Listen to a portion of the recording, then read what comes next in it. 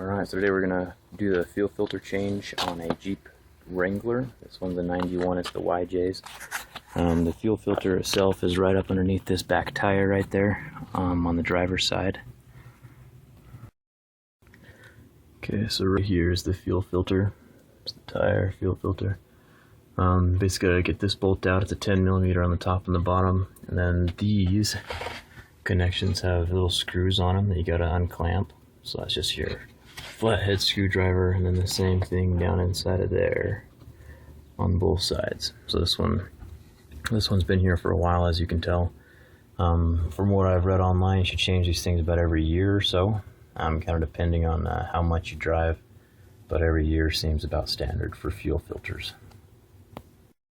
Alright, so the arrow always points the direction the fuel is going, so that's the heading towards the engine, so always point the arrow towards the engine.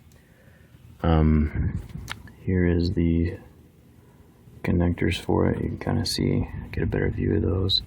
The top part of that bracket just clips in. Where'd it go?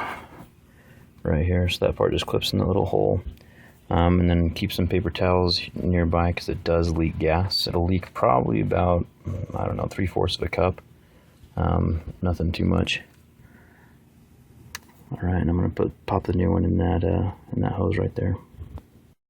And that's what it looks like. So I got, both ends screwed into place on either side of the fuel filter. And then I got this bolted back down in.